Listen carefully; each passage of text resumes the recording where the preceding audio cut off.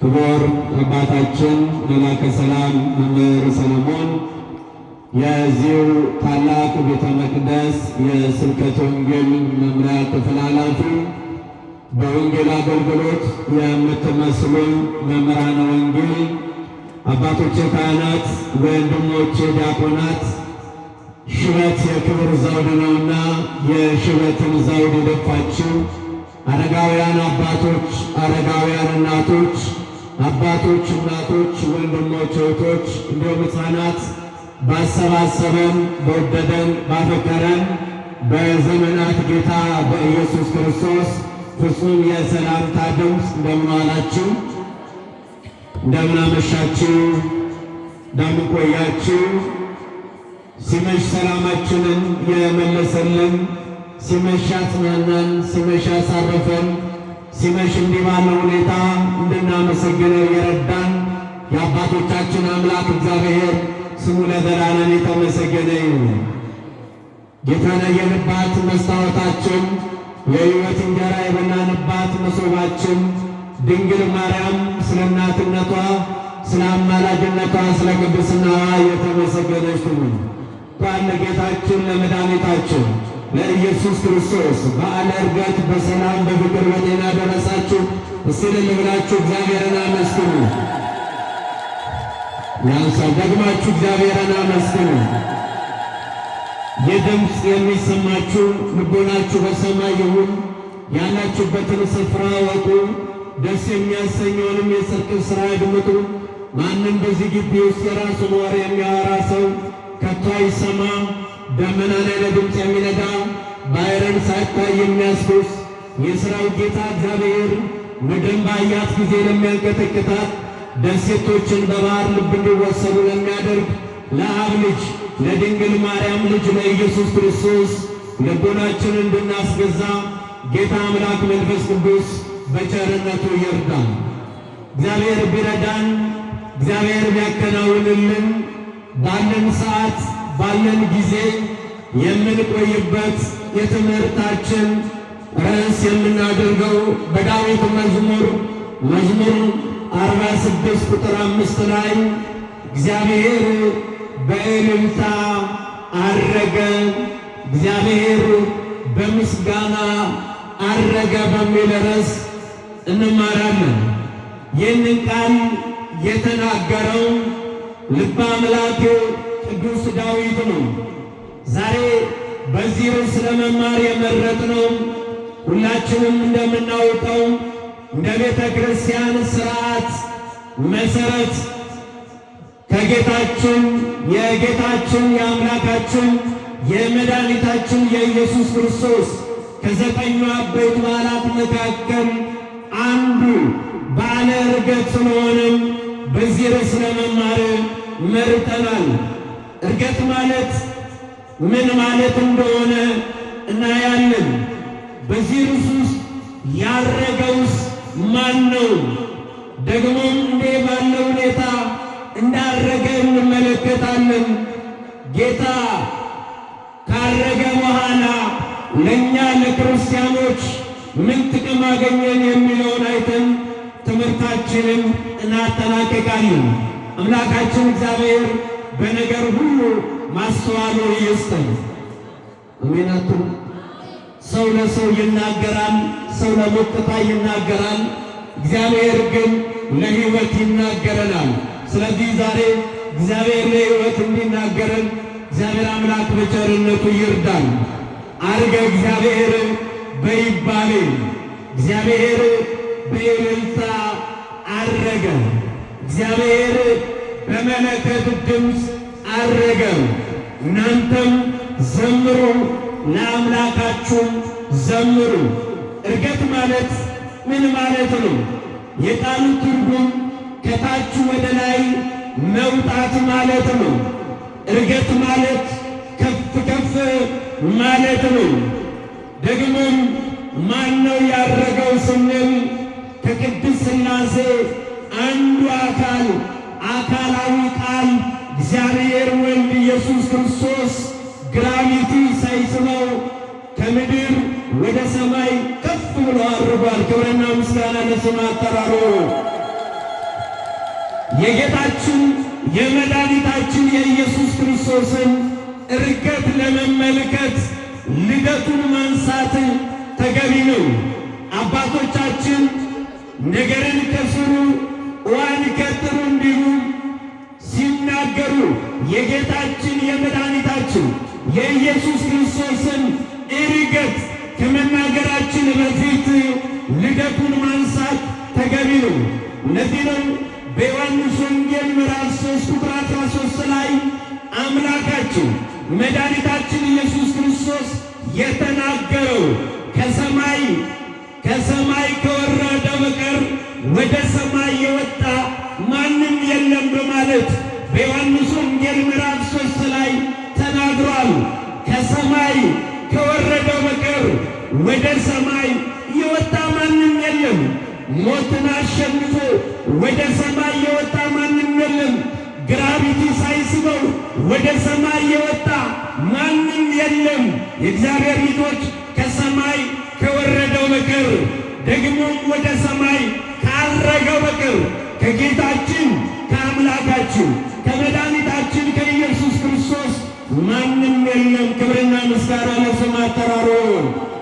ከሰማይ ከወረደው በቀር ስንል ከቅድስት ሥላሴ አንዱ አካላዊ ቃል እግዚአብሔር ወልድ ኢየሱስ ክርስቶስ በባሕርይ አባቱ በእግዚአብሔር አብ ፍቃድ፣ በባሕርይ ሕይወቱ በእግዚአብሔር መንፈስ ቅዱስ ፍቃድ፣ በራሱ በእግዚአብሔር ወልድ ፍቃድ አዳምና የአዳም ልጆቹን ሊያድን ከመቤታችን ከቅድስተ ቅዱሳን ከድንግል ማርያም ከሥጋዋ ሥጋ ከነፍሷ ነፍስ ነስቶ በተዋሕዶ ከብሮ በሥጋ ማርያም መገለጡን የሚያሳይ ነው። የእግዚአብሔር ልጆች ከሰማይ ከወረደው በቀር ከመቤታችን ከቅድስተ ቅዱሳን ከድንግል ማርያም በሥጋ መገለጡን ማሳየት ነው። ወልደም ወረደ የሚለው ቃል ተወለደ የሚል ነው። እግዚአብሔር በባሕሪው መውረድ፣ መውጣት፣ መቀመጥ፣ መነሳት፣ መሄድ ደግሞም መውጣት የለበትም። እሱ እግዚአብሔር የሌለበት ቦታ የለም። እግዚአብሔር የማይኖርበትም ቦታ የለም። ከሰማያት ሰማያት ነግሶ የሚኖር እግዚአብሔር ብቻ ነው። ስሙ ለዘላለም የተመሰገነ ይሁን። ስለዚህ እግዚአብሔር ልጆች እግዚአብሔር መውረድና መቀመጥ ደግሞ መሄድና መምጣት ለሱ ባህሪው አይደለም። ስለዚህ እግዚአብሔር ልጆች እግዚአብሔር የሌለበት ቦታ፣ እግዚአብሔር የሌለበት ስፍራ የለም። ለዚህ ነው በዳዊት መዝሙር 138 ላይ ከመንፈስ ወዴት እሄዳለሁ? ከመንፈስ ወዴት እሄዳለሁ?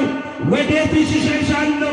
በሰማይም ብወጣ አንተ አለህ፣ በምድርም ወደ ጥልቁ በወርድም አንተ አለህ በማለት አባታችን ቅዱስ ዳዊት እግዚአብሔር የሌለበትን ስፍራ ሲናገረው እናያለን።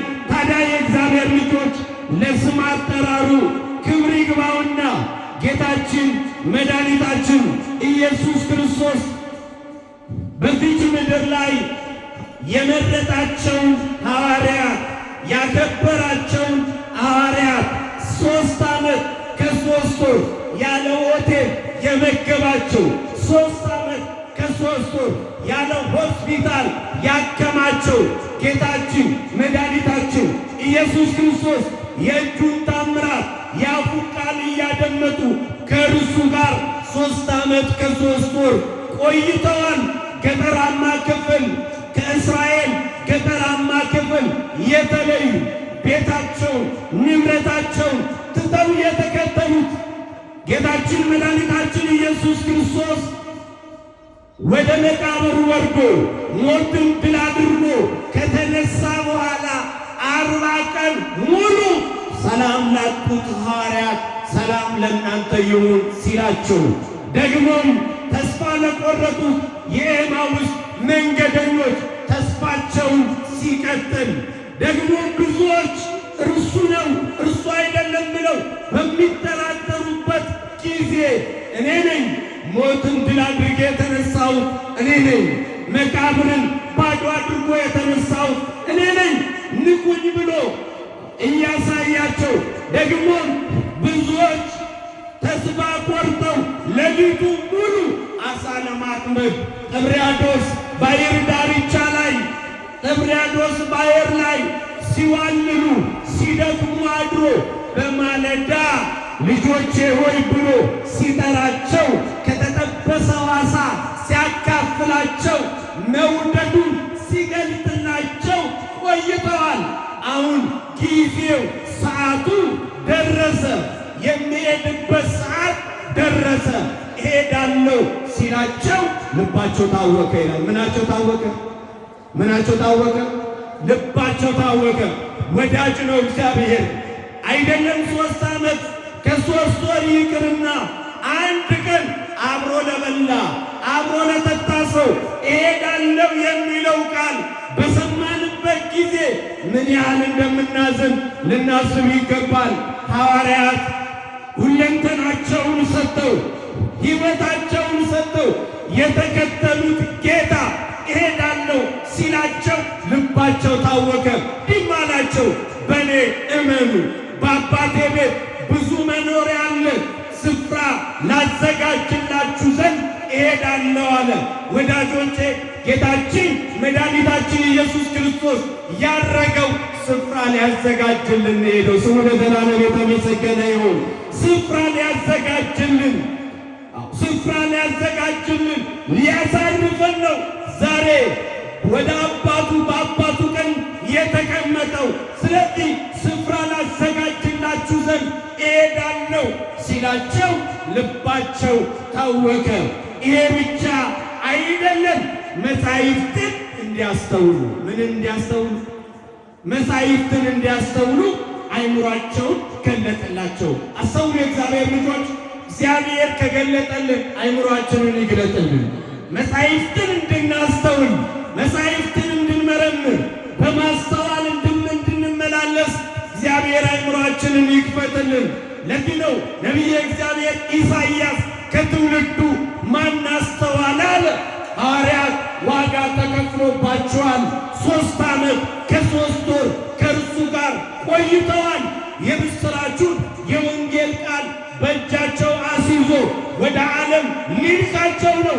ነገር ግን አለ መጻሕፍትን እንዲያስተውሉ መጻሕፍትን እንዲያስተውሉ አይምሯቸውንም ከፈተላቸው በማለት የሉቃስ ወንጌል ምዕራፍ 24 ላይ ይነግረናል።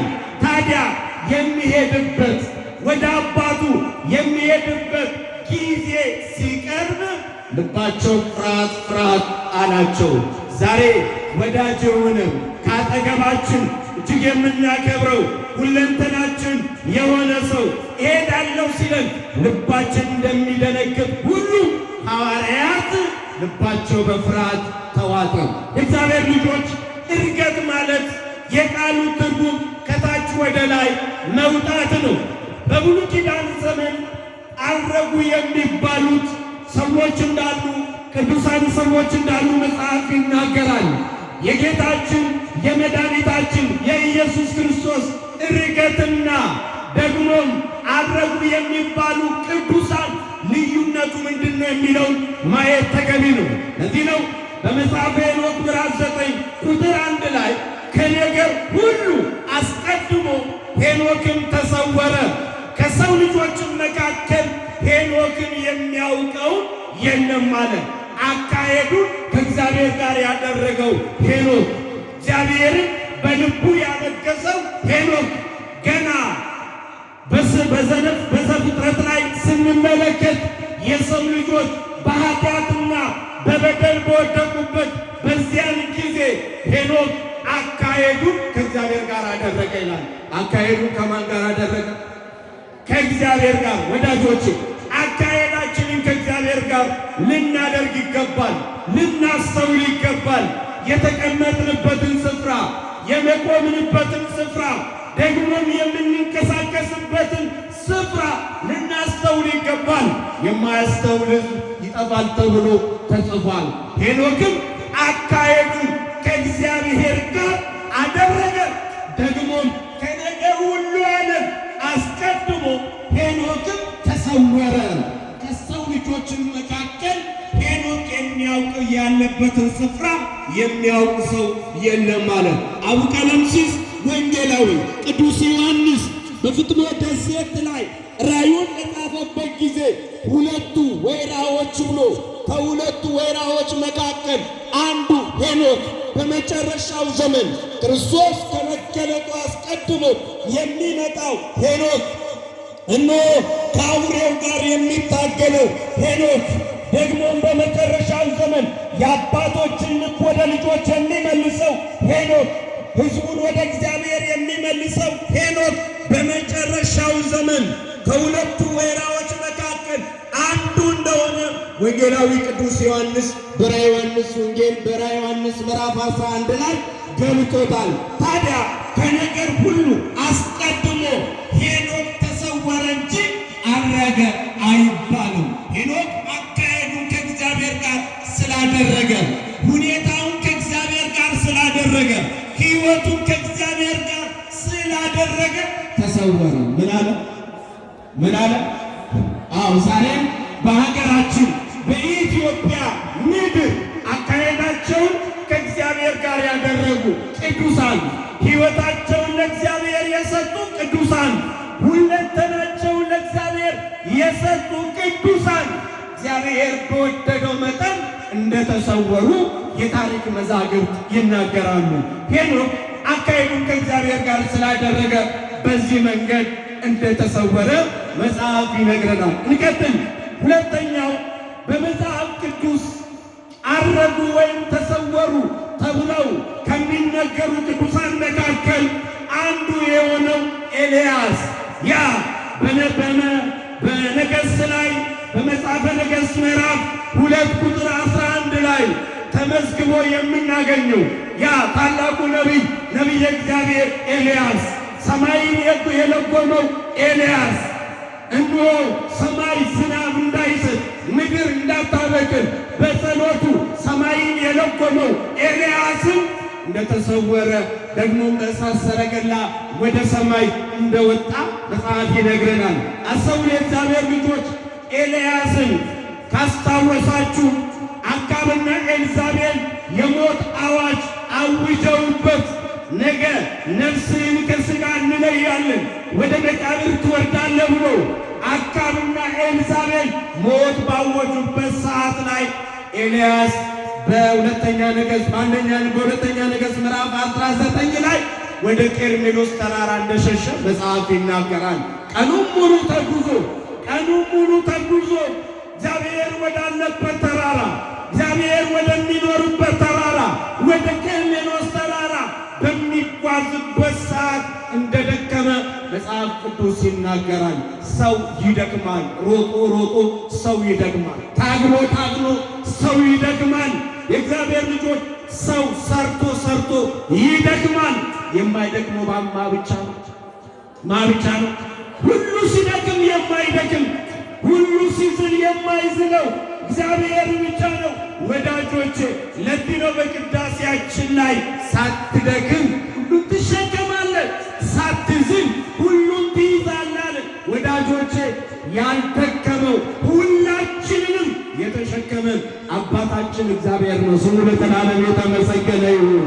ኤልያስ በደከመበት ጊዜ፣ በዛለበት ጊዜ የክትክታን ዛፍ ይዞ እንዲህ አለ፣ እኔ ከአባቶቼ በእምነት አልበልጥም፣ ከቀደሙት አባቶች በእምነት አልበልጥም፣ ነፍሴ ውሰዳት ብሎ አልቅሶ በተኛበት ጊዜና ሰዓት የእግዚአብሔር መልአክ መጣና ጎኑን ነካው።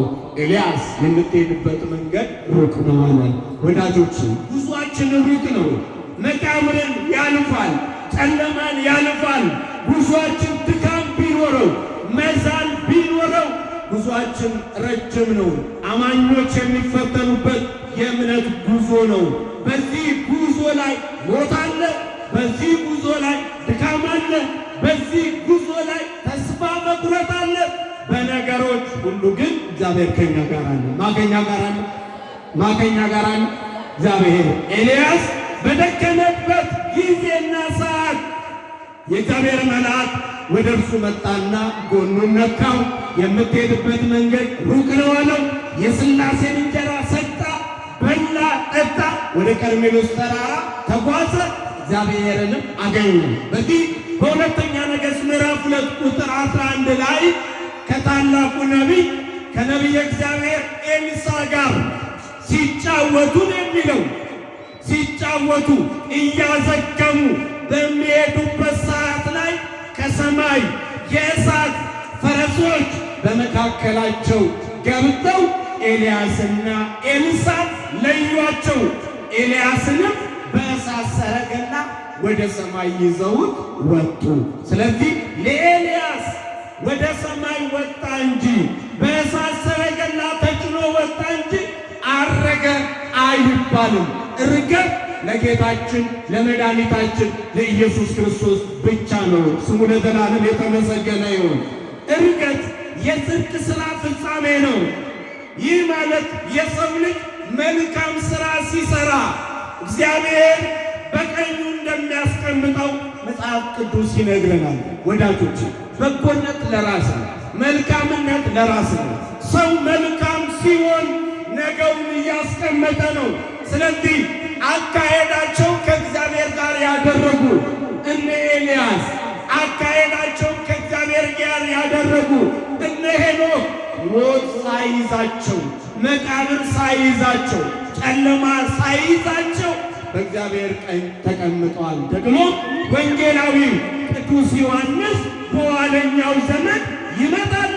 የመጨረሻው ዘመን ንጉሡ በሚመጣበት ጊዜ የሰራዊት ጌታ እግዚአብሔር ወይ ኢየሱስ ክርስቶስ ለፍርድ በሚመጣበት ጊዜ አስቀድሞ የአባቶችን ልብ ወደ ልጆች፣ የልጆችን ልብ ወደ አባቶች የሚመልሱ ሁለቱ የእግዚአብሔር አገልጋዮች በመጨረሻው ዘመን ይመጣሉ። ራዕየ ዮሐንስ ምዕራፍ 11 ገብታችሁ አንብቡ።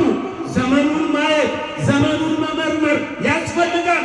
እርገት በአዲስ ኪዳን የስሙ ትርጉም ሳይቀየር በአንዱ በእግዚአብሔር ልጅ በኢየሱስ ክርስቶስ በኩል የተሰጠን ጸጋ ነው።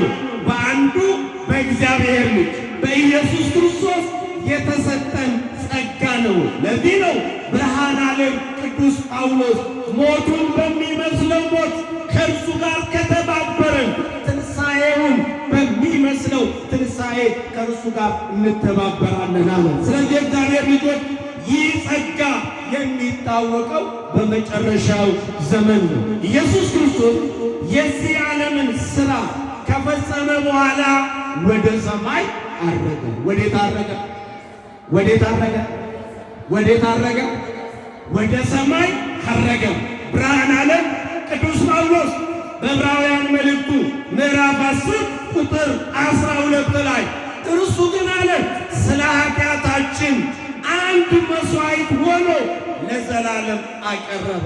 አንድ መሥዋዕት ስለ ኃጢአታችን፣ ስለ በደላችን፣ ስለ ክፋታችን ራሱን የተወደደ መሥዋዕት አድርጎ ራሱን መሥዋዕት ተቀባይ አድርጎ አንድ ጊዜ ስለ ኃጢአታችን፣ ስለ በደላችን፣ ስለ ክፋታችን ኢየሱስ ክርስቶስ በመስቀል ላይ መሥዋዕት ራሱን አደረገ። ስለዚህ አለን መሥዋዕት አደረገ፣ ለዘላለምም አቀረበ፣ በእግዚአብሔር ቀኝም ተቀመጠ። በማን ቀኝ ተቀመጠ? አቤት! በእግዚአብሔር ቀኝ ተቀመጠ።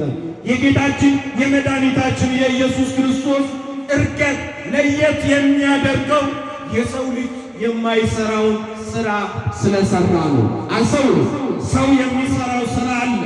ሰው የሚያደርገው ነገር አለ። ሰው በአቅም ማነስ፣ በጉልበት ማነስ፣ ደግሞም በቦታ ለመመቻቸት የማናደርገው በርካታ ነገሮች አሉ። የእግዚአብሔር ልጆች እግዚአብሔር ከሕሊና በላይ ነው። ስሙ ለዘላለም የተመሰገነ ይሁን። እግዚአብሔር ከሕሊና በላይ ነው። ሰው የማይሰራውን እግዚአብሔር ይሰራል። አስተውሉ። ሰው የማይሰራውን ሥራ እርሱ ኢየሱስ ክርስቶስ ሲሰራ እናየዋለን። የመጀመሪያው ከእመቤታችን ከቅድስተ ቅዱሳን ከድንግል ማርያም በይቱ ድንግልና ተጸንሶ በይቱ ድንግልና ተወለደ። ይሄ ለሰው ልጅ የማይሆን ነገር ነው። ማንም የሰው ልጅ የማያደርገው ሥራ ሰርቷል። በይቱም ድንግልና የተጸነሰ ማንም የለም። በይቱም ድንግልና የተወለደ ማንም የለም። ይህንን ያደረገው ክርስቶስ ኢየሱስ ነው። ስሙ ለዘላለም የተመሰገነ ይሁን። ሌላው መቃብር ክፈቱልኝ፣ መግነዝ ፍቱልኝ ሳይል በኃይልና በስልጣን ከመቃብር መቃብርን ባዶ አድርጎ ክርስቶስ ኢየሱስ ተነስቷል። በዚህ ዘመን ኃያላን የተባሉ ነገሥታት፣ ምድሪቷን ያንቀጠቀጡት ነገሥታት፣ ስማቸው እስከ ዛሬ ድረስ የሚነገርላቸው ነገሥታት መቃብራቸው እስከ ዛሬ ድረስ ይጎበኛል። አጥንታቸው እስከ ዛሬ ድረስ ይጎበኛል። ክብር ይግባው። እኔና እናንተ የምናመልከው ጌታ መቃብሩ ባዶ ነው። ክብርና ምስጋና ለስም አጠራሩ ይሁን። መቃብሩ ባዶ ነው። ስለዚህ መቃብር ክፈቱልኝ፣ መግነዝ ፍቱልኝ ሳይል ኢየሱስ ክርስቶስ በኃይልና በስልጣን ተነስቷል። ሌላው ሐዋርያት በፍርሃት ሆነው በዝግ ቤት ውስጥ ሆነው ሳለ በተዘጋ ቤት ውስጥ እነሆ ክርስቶስ ኢየሱስ በተዘጋ ቤት ውስጥ ገብቶ ሰላም ለእናንተ ይሁን አለ። ማንም የሰው ልጅ በር አንኳኩቶ ነው የሚገባው። ማንም የሰው ልጅ ድምፁን አሰምቶ ነው የሚገባው። ክርስቶስ ኢየሱስ ግድግዳ ሳይዘው ደግሞም በር ሳይዘው በዝግ ቤት ውስጥ ገብቶ ሰላም ለእናንተ ይሁን አላቸው። ይሄ የሰው ልጅ የማይሰራውን ሥራ የሰራው ክርስቶስ ኢየሱስ ብቻ ነው። ስሙ ለዘላለም የተመሰገነ ይሁን። አመስግኑ። በደንብ አድርጋችሁ እግዚአብሔርን አመስግኑ። ሌላ የመጨረሻው ልባችሁ አይታወክ። ምናችሁ አይታወክ? እስቲ ተናገሩ። ምናችሁ አይታወክ? ምናችሁ አይታወክ? ልባችሁ አይታወክ። ምክንያቱም ልብ ካልተረጋጋ መስራት አይቻልም። ልብ ካልተረጋጋ ማምለክ አይቻልም። ልባችሁ አይታወክ። በእኔ እመኑ፣ በአባቴም ደግሞ እመኑ። በአባቴ ቤት ብዙ መኖሪያ አለ፣ ስፍራ ላዘጋጅላችሁ ዘንድ እሄዳለሁ አላቸው። መጻሕፍትን ያስተውሉ ዘንድ አይኑራቸውን ከፈተላቸው። እንዲህም አላቸው፣ ክርስቶስ መከራን ይቀበላል፣ በሦስተኛው ቀንም ከሙታን ተለይቶ ይነሳል። በስሙ ንስሐና የኃጢአት ስርየት ከኢየሩሳሌም ጀምሮ በአሕዛብ ሁሉ ይሰበካል። በስሙ የኃጢአት ስርየት ከኢየሩሳሌም ጀምሮ በአሕዛብ ሁሉ ይሰበካል። እነሆ መጻሕፍትን ያስተውሉ ዘንድ አይምሯቸውን ከፈተላቸው። እስከ ቢታንያ ተራራ ይዟቸው ወጣ። ወዳጆቼ አብሮ መሃላቸው ሆኖ ቀስ እያለ እያስተማራቸው እየዳሰሳቸው አጠገባቸው ሆኖ እየነገራቸው እስከ ቢታንያ ተራራ ይዟቸው ወጣ። 120 ቤተሰብ 12ቱ ሐዋርያት 72ቱ አርድእት 36ቱ እናቶችን 120 ቤተሰብ ቢታንያ ተራራ ላይ ይዟቸው ወጣ። እንዲህም አላቸው፣ እጆቹን አንስቶ ባረካቸው ይላል። እግዚአብሔር ዛሬ ባርከው። አራሚናት እጆቹን አንስቶ ባረካቸው። ሁሉም ተንበረከኩ። እጃቸውን አንስቶ ባረካቸው፣ ቀደሳቸው። ከነርሱ ማለት ባረካቸው፣ ቀደሳቸው። ከነርሱም ተለየ፣ ወደ ሰማይም አረገ። እርሱም እነርሱም ሰገዱለት አለ። ባረካቸው፣ ቀደሳቸው። እያዩት ወደ ሰማይ ከፍ ከፍ እያለ አረገ። እነርሱም 120 ቤተሰብ ሰገዱለት። በብዙ ደስታ ወደ ኢየሩሳሌም ሲመለሱ አንጋጠው ወደ ሰማይ ሲመለከቱ ነጫጭ ልብስ የለበሱ 2 መላእክት ወደ እነርሱ መጡ። እናንተ የእስራኤል ልጆች፣ እናንተ የገሊላ ሰዎች፣ ሲሄድ ወደ ሰማይ ለምንድነው የምታዩት? ለምንድነው የምታንጋጥጡት? ለምንድነው የምትመለከቱት? ሲሄድ እንዳያችሁት ተመልሶ ይመጣል አለ። ክብርና ምስጋና ለስሙ አጠራሩ። ሲሄድ እንዳያችሁት ተመልሶ ይመጣል። አይዟችሁ፣ እርሱ ሄዶ አይቀርም፣ እርሱ ተመልሶ ይመጣል። የልባችን ደስታ ተመልሶ ይመጣል። የሕይወታችን ረፍት ተመልሶ ይመጣል። የቤታችን ምሰሶ ተመልሶ ይመጣል። የተከተልነው ጌታ ተመልሶ ይመጣል። አይዟችሁ፣ እንሆ በብዙ ደስታ ወደ ኢየሩሳሌም ተመለሱ። ዘውትር እግዚአብሔርን እያመሰገኑ ማንን እያመሰገኑ? አሜን አሜን። እግዚአብሔርን እያመሰገኑ በመቅደሱ ኑሩ ወዳጆች።